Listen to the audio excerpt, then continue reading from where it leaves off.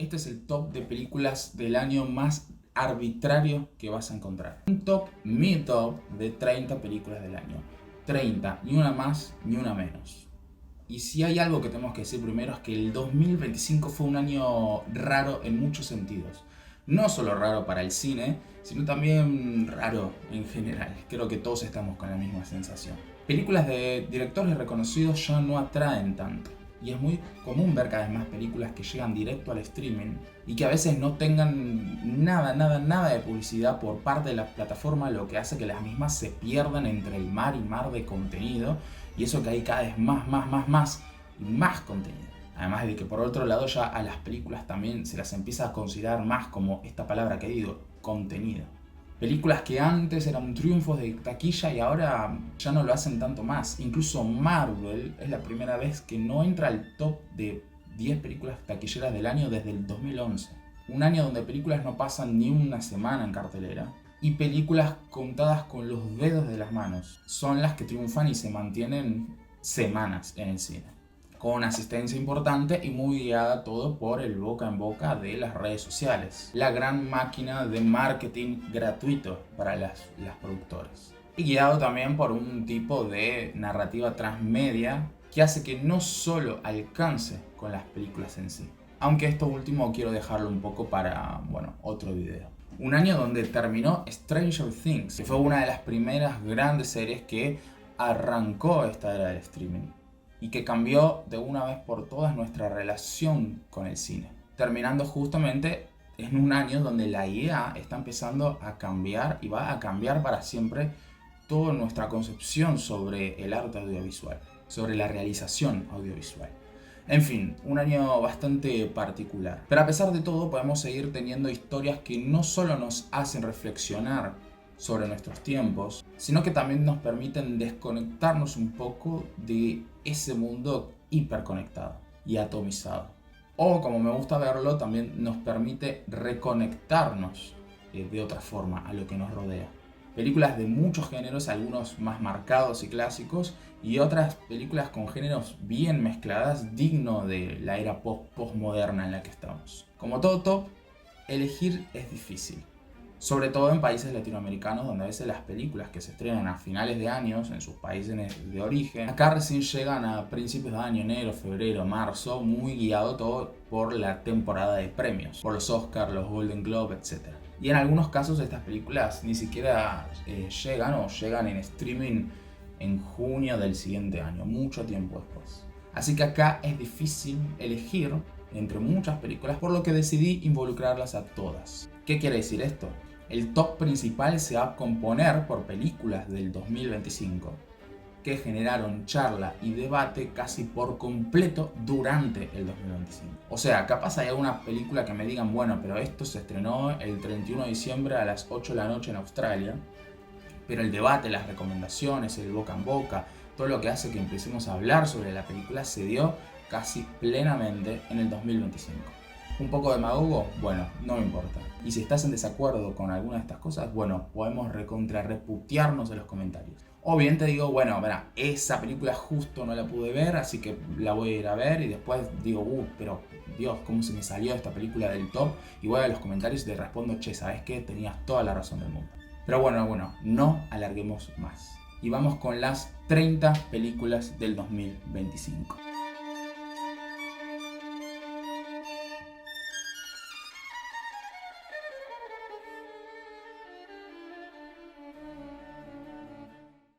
El director Steven Soderbergh sacó dos películas en el 2025, una de ellas Black Bag, un thriller de espías con Michael Fassbender y Cate Blanchett, que lamentablemente no pude ver, pero sí pude ver su segunda película, que para mí se vendió mal, erróneamente, como una película de terror, pero que en realidad es un muy interesante thriller psicológico y drama familiar, con una herramienta narrativa muy interesante y un uso muy bueno del POV y sobre todo la participación del público para con la historia que se relata. Estoy hablando de Presence, una historia sobre una familia que se muda a una nueva casa, mientras la hija adolescente, la protagonista, está intentando superar la muerte de una persona cercana a ella. Pero en la casa cosas raras comienzan a pasar y se comienza a sospechar que hay algo que los acecha. Bueno, nosotros no sospechamos nada porque efectivamente mediante un POV de la cámara se nos pone a nosotros mismos como esos acechadores. Y la película decide mostrar a la cámara como aquella presencia que los acosa. Una idea súper interesante y bien llevada que si la sacás de que es una película de terror que debería caerte las patas, bueno, está más que bien. Quizás la más tonta de la lista, pero es una película que dentro del mundo de remakes, secuelas, precuelas en el que estamos inmersos, para mí es una historia que sorprendió para bien. Estoy hablando de Destino Final, Lazos de Sangre. Yo soy un fan de la saga, incluso cuando las que realmente valen la pena ya se estrenaron hace 20 años. No tenía fe, solo quería pochoclos y esta nueva entrega realmente sirvió el plato, dando un regreso y una vuelta de tuerca interesante a las reglas dentro de este mundo donde el asesino es la propia desesperación y estupidez de los protagonistas por querer salvarse de un destino inevitable. Divertida y sangrienta, para mí superó a otra similar de este año que fue The Monkey. La primera fue una de mis películas favoritas del 2019. Pero la segunda, bueno, me pareció que se habían perdido bastante cosas buenas por ir más hacia la cuestión espectacular. Ahora con la tercera, Rian Johnson no solo volvió a hacer una muy buena película más madura que las anteriores, sino que con Wake Up Dead Man Llevó la película un poco más allá, en tono, en temática, con estos relatos policiales que siguen al detective LeBlanc, interpretado por un genial Daniel Craig, y a esta historia, bien de Sherlock Holmes o de cuentos de Agatha Christie, se le sumó una mirada y reflexión bastante actual cuando la posverdad ya empieza cada vez a tomar más lo que creemos. Larga vida a Josh O'Connor, que también lo vi este año en una muy linda película, La Quimera.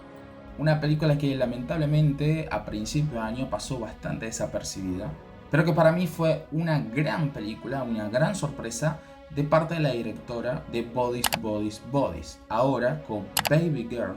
Nos trajo un thriller erótico con la historia de una empresaria exitosa interpretada por Nicole Kidman que comienza a tener una relación extramatrimonial y con muchos tintes súper fetichistas, jugando al amo y al esclavo con un pasante de su empresa, un hombre mucho más joven que ella, interpretado por Harris Dickinson. Una película que juega con los límites de lo moralmente correcto, creando una historia que realmente explora muy bien las perversidades y fetiches con una construcción narrativa que comienza de manera sutil y termina con las tensiones al filo. Muchos odiaron esta película, pero a mí me agradó bastante esta película con un Robert Pattinson multiplicado, en un futuro espacial distópico donde interpreta a un prescindible, una persona usada para hacer tareas que nadie quiere hacer, en busca de colonizar un mundo donde el ser humano pueda comenzar una nueva vida luego de hacer mierda a la Tierra. Mickey 17. Sí, la historia está más que repetida y es bastante clásica en lo que podemos llamar un subgénero de películas distópicas dentro de la ciencia ficción. Y las ideas que hay en la película tampoco son demasiado originales, pero esta múltiple interpretación de Pattinson, así como el tono humorístico particular que tienen las películas y los personajes que hay allí, bueno, me ganó.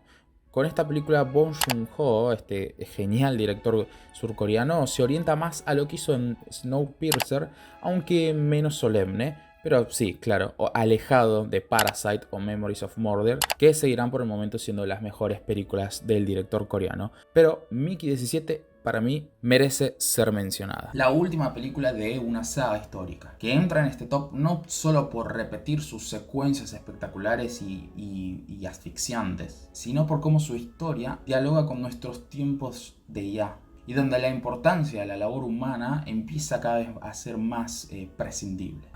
Misión Imposible, Sentencia Final. No solo es la última gran película y gran despedida de Tom Cruise, con una historia que tiene todo lo mejor de un blockbuster épico, sino que es una de esas películas que nos invitan a darle valor a este tipo de cine, que de a poco empieza a dar sus últimas grandes fusiones, y no sé qué tan conscientes estamos de eso. Realmente no sé qué tan conscientes estamos de secuencias como la del submarino o la del avión. Realmente entendemos que este tipo de cine blockbuster épico de acción de a poco va a empezar a ser otra cosa.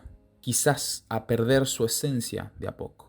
Mi película argentina favorita del año. Una de esas en donde si una productora como Netflix, que hizo la mega producción El Eternauta, para mí la mejor producción audiovisual argentina del año, si a una productora de este tamaño se le llega esta propuesta, va a decir un claro y rotundo no. Estamos hablando de Gatillero, y es que imagínate, esta es una historia sobre crimen y mafia en la isla Maciel, en el conurbano bonaerense, con una historia que es un plano secuencia grabado desde la madrugada hasta el amanecer. Una película que puede definirse como vertiginosa. Es un peliculón de nuestro cine nacional que fue una lástima realmente no poder haberla visto en el cine. Vayamos al cine a ver películas nacionales, loco. También me lo digo a mí mismo. Podemos encontrarnos joyitas como esta. Che, ¿qué onda con esta película que nadie la reivindica o mucha gente la criticó? Porque sí, puede ser un poco lenta a veces, un poco predecible también en la historia que quiere contar, pero tiene una sensibilidad muy particular y es una película con full foco en sus personajes, con un gran desarrollo en su psicología, en sus emociones, muy ligado a lo que su director Ben Safdie había hecho en ritmos distintos con Diamantes en Bruto y Good Times, The Smashing Machine. Sí, esta película no tiene el ritmo vertiginoso que tenían estas dos películas que mencionaba, pero sí tiene mucho corazón que no solamente está transmitido en los diálogos, en las acciones de los personajes, sino también en el propio Dwayne Johnson, que es quien interpreta a este luchador libre, porque esta película es la historia de un luchador libre. O sea, es un drama biográfico sobre Mark Kerr que demuestra que se pueden hacer películas de acción por fuera de la mirada de un blockbuster. Es un drama que hay que darle su tiempo, pero que realmente es muy poderoso y que tiene mucho amor hacia su personaje. Y esto también no solamente lo podemos ver en la historia así, sino en un muy lindo epílogo que tiene hacia el final. Una pequeña joyita de principio de año, que apareció de la nada y generó charla durante semanas. Hablamos de Companion. La historia narra la vida o el comienzo de la vida de Iris, que durante un ataque en una cabaña donde fue de viaje con su novio y amigos de él, termina descubriendo que es un androide construida para ser la compañera perfecta. Comedia, romance, terror y ciencia ficción, todo en uno, que ojalá sea de esas pelis que siempre estén presentes en las recomendaciones de cualquiera de estos géneros, porque lo hace genial en todos ellos. La primera vez que me enteré que iban a hacer una biopic sobre el cantante británico Robin Williams, dije, Cuando de repente me enteré que además el cantante iba a estar interpretado por un mono hecho con CGI, doble me. Pero lo que menos pensé es que Better Man iba a ser una de las mejores y gratas sorpresas de este año. Del director de The Greatest Showman, esta película recorre la vida de Robin Williams desde su infancia, su entrada a la banda Britpop Take That y sus comienzos como solista a mediados de los 90 hasta los primeros años del siglo XXI, cuando se asentó como una de las estrellas musicales más exitosas del Reino Unido. Entre cada vez más biopics, este año por ejemplo se estrenaron A Complete Unknown, que la vi y me gustó, pero bueno, no entró en el top, o Spring Teen, que no vi. Better Man es sin dudas una que vale muchísimo la pena. Ay, Guillermo del Toro, qué cine hermoso que sabes hacer.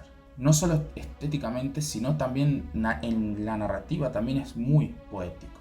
Sin dudas, si hay alguien que podía hacer una nueva adaptación de este clásico literario, era nuestro director mexicano favorito. Frankenstein es hermosa en cada plano, marcando a la historia, al personaje, una sensibilidad muy particular que dialoga mucho con el cine del director, dándonos un melodrama gótico romántico de terror que realmente no solamente regresa al personaje para hacer una relectura, sino que también lo pone también en nuestros tiempos y cómo nosotros nos relacionamos con la figura del monstruo. Una hermosa película sobre la soledad, el rechazo y el deseo de ser amado.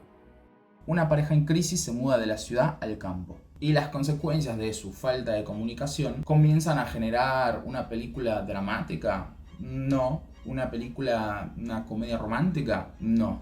una película de ciencia ficción, no. Lo que empieza a generar es una película de terror. Y no de cualquier terror, sino una película de body horror. Linda, muy linda película, debut de su director Michael Shanks, que no vi en tantos tops, pero gente, créanme que está muy bien, porque es una película que agarra algo como son las relaciones y esta cuestión muy interesante de la identidad una vez que uno se pone en pareja, o esta cuestión, o esta cuestión del amor ideal, del amor platónico. Toma esto y crea una película que no solamente es bastante perturbadora, sino que también sabe usar muy bien todos los elementos del body horror para crearnos una película romántica retorcida. Cuando se anunció esta película de Mike Flanagan, basada en otro relato de Stephen King, yo la dejé pasar. Y cómo me arrepentí. Porque cuando la vi tiempo después, me di cuenta de que me había perdido de poder ver en el cine una película hermosa. Existencialismo y ternura son las palabras que podrían describir a la vida de Chuck. La película cuenta la historia de Chuck, pero al revés, no desde que nace hasta que se hace adulto, sino desde su muerte hasta la infancia, manteniéndonos atrapados no solo por una vuelta de tuerca medio sci-fi fantasiosa que tiene, sino por un secreto que se esconde en un ático particular. Para muchos seguramente puede ser una película muy cursi, y ojo, lo es, pero es de esas películas pensadas para verle lo bello en esta vida de incertidumbre.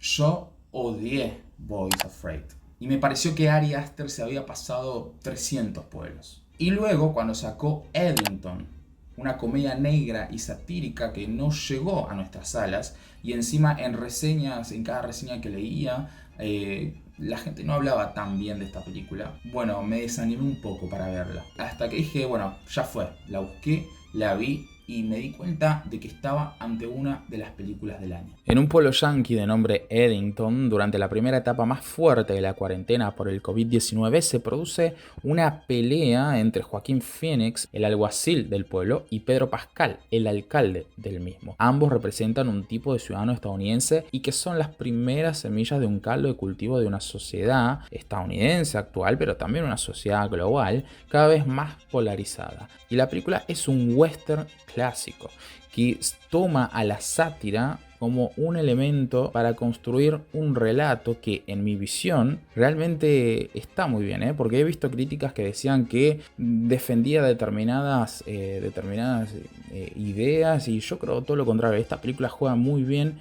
entre ambos polos ideológicos, que por parecer defender una idea en particular en sus extremos terminan llevando a una locura que, una vez se sale de las manos de los protagonistas, ¿quién es capaz de frenarlo? Una película sobre arzobispos que luego de la muerte del Papa se juntan a elegir al nuevo sucesor, ¿sería un drama aburrido? No, para nada, sino que sería uno de los thrillers políticos más interesantes del 2025.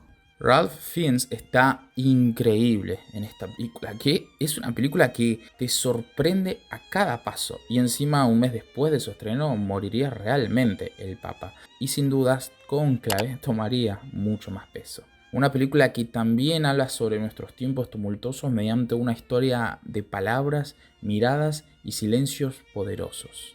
La mejor película de animación del año vino directo de Lituania. Se estrenó en febrero y nos hizo llorar a muchos. Flow muestra la historia de un gato solitario en un mundo sin aparentes humanos, donde luego de una inundación y perder su hogar, termina en un viaje en búsqueda de un nuevo lugar, mientras que en el camino se va encontrando con distintos animales que van a acompañarlo. Lloré de una forma terrible en varios momentos. Encima es una película sin un solo diálogo, lo que se logra tanto con no decir ni una sola palabra y con los detalles a veces etéreos de una animación que realmente es bellísima, genial tanto para chicos como para adultos. Brad Pitt, siendo un corredor de Fórmula 1 retirado que vuelve a las competencias para saldar una carga emocional y que encima compite con una versión más joven que él. Historia súper contada a lo largo de la historia, valga la redundancia, del cine, en muchas facetas. Pero Dios mío, qué peliculón que es Fórmula 1. Joseph Kaczynski, que ya nos había dado secuencias de vuelo increíbles en la remake de Top Gun, ahora nos da secuencias increíbles de carreras en Fórmula 1. El momento donde el personaje de Brad Pitt vuela es puro lenguaje cinematográfico en pos de generar emoción como los mejores clásicos nos han generado. Los hermanos Philippou están mal de la cabeza. Ya con Talk to Me habían hecho una película de terror que me había dado bastante mala vibra. Ahora se vuelcan a una historia con un terror mucho más volcado a lo que recuerdo como películas de terror elevado, por lo opresiva, triste y terrible, y por momentos agobiantes que puede ser Bring Her Back. Porque sí, con cada persona con la que la ve realmente la sensación era la misma. Es una película que te pasa por encima. Por un lado, por la parte más quizás de horror, a veces con momentos de body horror, con momentos medio de posesiones que tiene, que realmente nos da secuencias que son bastante terroríficas, llevando lo que es el gore o la sangre lejos de una cuestión más espectacular, sino que nos lleva realmente a un tipo de violencia bastante fuerte que te pega en las entrañas, sino que también es una película que en su esencia es un drama sobre duelos y pérdidas que es tristísimo, chicos, es tristísimo. Y realmente Bring Her Back es una película que, aunque los haters quieran negarla, no se te sale de la cabeza. Yo a estos gemelos que están mal de la cabeza los banco mucho. Esta es una de esas películas que apenas salí del cine me quedé un poco recalculando, repensándola, con cosas que me encantaron y cosas que me hicieron un poco de ruido, pero hoy en día aún siguen en mi cabeza y eso es un montón. Estamos hablando de Sinners, una película que empieza sobre un relato de suspenso rural que realmente construye un terror y un miedo de que algo va a suceder que está muy bien y que de repente termina, después de una secuencia de baile que es espectacular, termina en una película de vampiros sangrienta, erótica, pasional, todo lo que buscamos al ir al cine, algo que nos mueva el eje, y Ryan Coogler sin duda lo logra. La siguiente película, emocionalmente trágica y hermosa, con un relato muy potente. Y eso que en nuestro país en particular, en Argentina, tenemos una historia bastante específica, bastante importante con el cine y la dictadura. Pero en Brasil en particular, quizás sus temáticas en el cine iban por otros lados. Pero en Ainda estuvo aquí. Se nos conecta con una parte de la historia de Brasil sobre la persecución política, desaparecidos y la importancia de la construcción de la memoria. Sin dudas, Ainda estuvo aquí es una de las películas del año, una de las más conmovedoras. Ahora estoy esperando mucho O Agente Secreto, que parece va a llevar a Brasil a protagonizar nuevamente la próxima gala de los Oscars.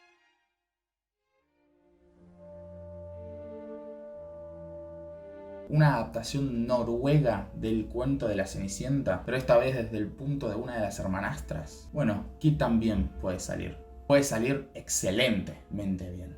Con una estética colorida y música etérea que la vuelve en un principio en una película bien de cuento de princesas, pero que de repente se torna en algo oscuro, convirtiéndose en una de las grandes películas de terror del año. Y es que la vuelta retorcida de la película radica en los límites inhumanos a los que nuestra protagonista llega para poder convertirse en lo que ella cree, en poder alcanzar el nivel de belleza correcto para tener su propia historia de princesa. En temática es un relato bastante parecido a lo que traía La Sustancia, pero con un tono diferente. Y el clímax, que toma muchísimo del mejor cine de body horror, es uno de los más impactantes y completamente asquerosos que vi en el año. Realmente no vean esta película mientras están comiendo, por favor, se los aviso. Para mí, Wicked y Wicked for Good deberían haber salido como una sola película y tener en cuenta esta cuestión del acto 1 y acto 2 que está muy ligado al origen teatral, tenerlo en cuenta para decir: ya está, nos animamos a alargar una película de 4 horas y que la gente se la banque. Pero esto va un poco en contra del sentido común de lo que indicaría promocionar o publicitar una película. Pero The Brutalist sí se animó a esto. Esta película, dirigida por Brady Corbett, es una película totémica sobre un inmigrante judío que escapa de la Segunda Guerra Mundial y llega a Estados Unidos para transformarse en arquitecto de un millonario filántropo. La película nos lleva en un viaje trágico donde se toman temáticas como la historia y la memoria colectiva, donde el brutalismo no solo se nos muestra como un estilo arquitectónico, sino como una metáfora sobre estructuras duras, imponentes, hechas desde el dolor y la resistencia y el costo humano en la relación entre el arte y el poder. Si se animan a esta película de casi 4 horas, es un viaje solo de ida. Visualmente, la película creo más imponente del año. Danny Boyle lo hizo de nuevo y trajo una nueva secuela de un clásico de terror que a comienzos del siglo XXI le dio un aire de refresco espectacular al cine de zombies. Bueno, a partir de ese momento más bien infectados. Las películas post-apocalípticas siempre nos hablan de historias donde se nos muestra el comportamiento humano en situaciones límites. En 28 años después, Boyle mantiene muy bien esto, y eso que es una historia que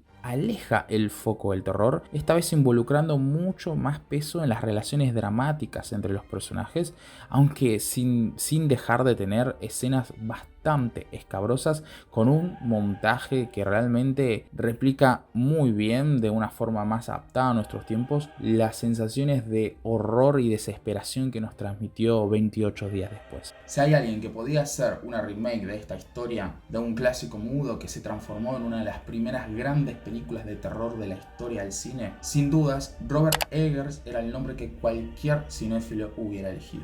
En Nosferatu, Eggers toma 2 elementos, terror por un lado y romance por el otro. Sí, romance.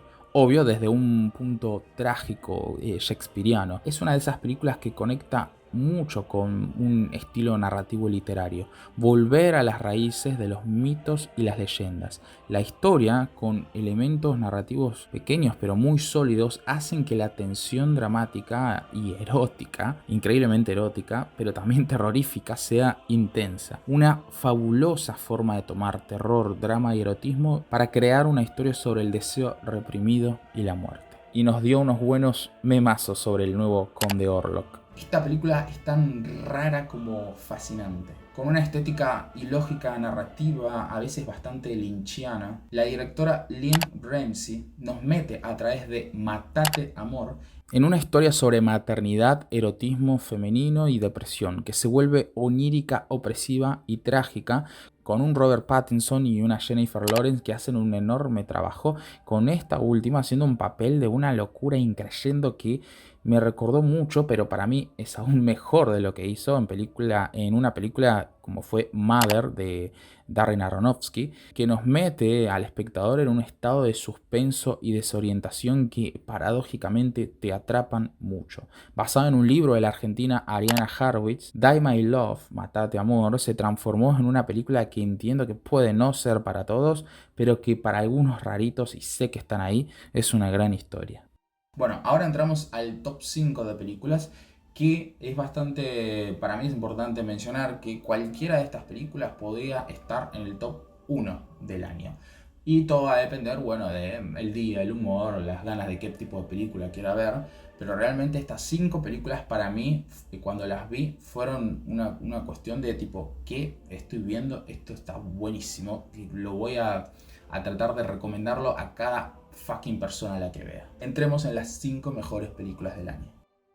El hit de terror del año, que como siempre tiene tantos amantes como haters. Y yo estoy en el primer grupo y aguante ese terror pochoclero pero bien hecho y muy inteligente, que mezcla suspenso, sangre, risas, llanto, todo. Claro, vamos a hablar de Weapons. Una historia que arranca con un misterio de una clase entera de primaria, salvo un niño que una madrugada a las 2:17 se levantó de su cama, salió a la calle corriendo como Naruto y nunca más volvió a aparecer. La película, dirigida por Zack Cregger, que también había hecho otra espectacular película de terror como lo fue Barbarian, vuelve a usar el recurso de distintos momentos y estructuras narrativas, esta vez también mezclando estructuras temporales para ir develando el misterio, mientras nos va dando varias de las secuencias que sin dudas estarán dentro de lo mejor del cine de terror de estos años.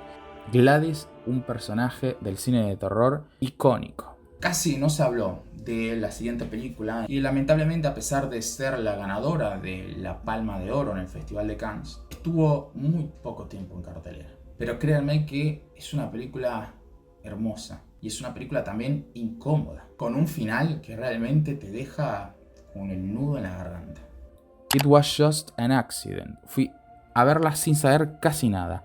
Y cuando me di cuenta de la premisa que tenía y el camino que estaba tomando, quedé fascinado. Y es que seguimos a un protagonista, un hombre que comienza a seguir a otro luego de un encuentro casual, lo secuestra y lo lleva al desierto para enterrarlo vivo, acusándolo de ser su torturador, cuando nuestro protagonista había sido arrestado por el régimen iraní. Pero esto es solo el principio, porque ante la duda termina llevándolo por toda la ciudad buscando a otros exactivistas que ahora están en el anonimato, en búsqueda de saber si esa persona que secuestró y tiene en una caja atado es o no es su torturador. Realmente se maneja muy bien esta premisa, que ya es polémica y que plantea muchos dilemas morales. Su director, Jafar Panahi, es un cineasta muy perseguido por el gobierno de su país, habiendo sido él mismo preso político en más de una ocasión. Y acá logra una historia que es súper potente, con momentos hasta bastante involuntariamente humorísticos, pero muy humanos, dentro de una historia que no quiere ser simplemente solemne, sino que quiere ser naturalmente realista, a un punto que al espectador nos pone realmente en una disyuntiva moral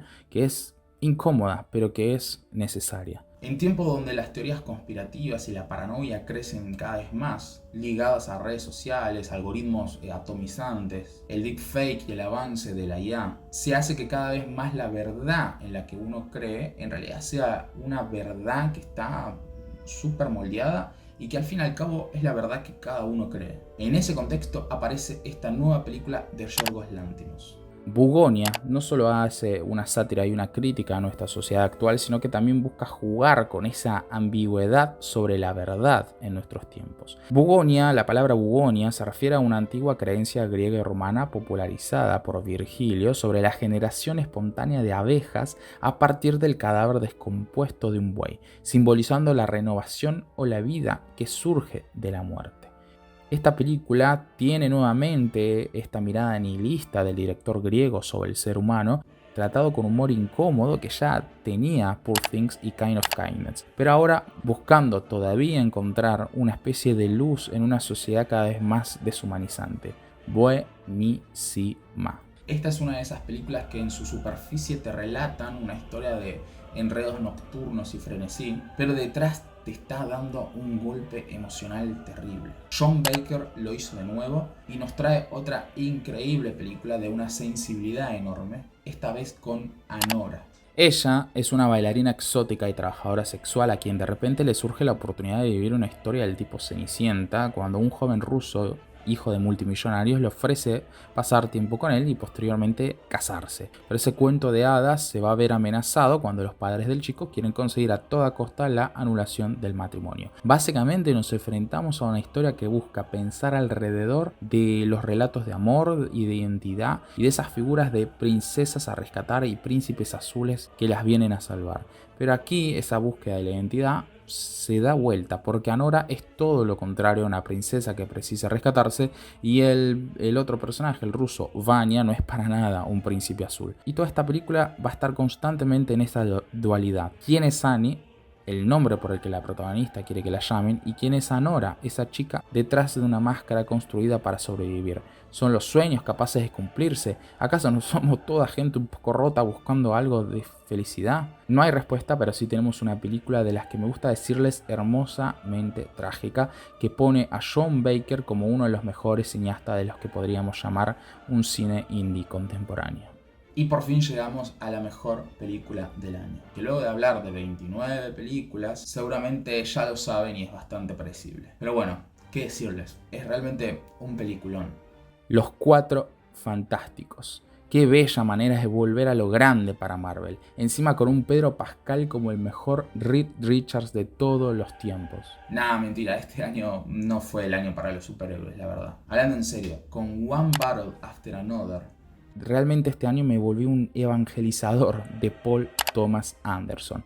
Es una película que tiene tantas cosas buenas y muy interesantes, además de entender tan bien a su tiempo, no solo en temática o en personajes, sino también en el uso del propio lenguaje cinematográfico para seguir adaptándose y reivindicando el poder de hacer buenas historias. Una batalla tras otra nos lleva a la historia de Bob y Willa. Él, un padre deprimido y adicto que pasa los últimos 15 años de su vida buscando escapar física y mentalmente de su pasado como revolucionario armado, y ella, Willa, es una adolescente que cree que su madre muerta era una heroína y que busca encontrarse con su pasado real. Y a esto se le suma un antagonista que es un militar interpretado por un grandioso Sean Penn, que será el que tire la historia según una película de persecución del gato y el ratón. Los personajes de DiCaprio y Penn representan una especie de caricatura de cómo cada extremo del espectro ideológico en el mundo que hoy está polarizado se ve al otro.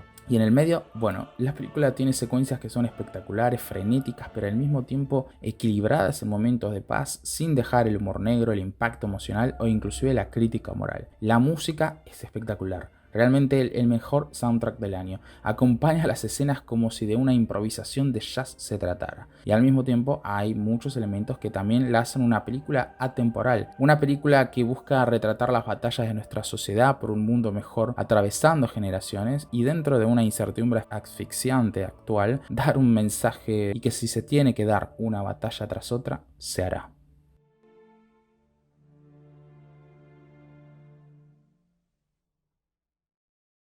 Bueno, primero, gracias a quienes llegaron hasta el final del video. Un top del año del 2025, cuando ya estamos casi terminando el primer mes del 2026. Sé que puede ser medio raro, medio fuera de tiempo, pero no quería dejar de hacerlo para poder ya volcarme a distintas ideas que estoy teniendo para próximos videos y para lo que quiero desarrollar en este canal durante todo este año. Así que si te gustan mis videos, seguime, deja tus comentarios, tu me gusta, suscríbete. Puedes seguirme también en Instagram y TikTok, Cine Entusiasmo. Y si querés seguir debatiendo por ahí o hay alguna cosa que decís, che, ¿por qué no hablas de esto? Bueno, puedes dejarme tu mensaje. Que si hay algo que a mí me encanta es plantearme una pregunta y sumergirme en cuanto video, ensayo, crítica, película, libro pueda encontrar sobre eso. Para que así en tiempos tumultuosos no perdamos la costumbre de poder parar a pensarnos a nosotros mismos. Así que gracias otra vez y buen año a todas y a todos.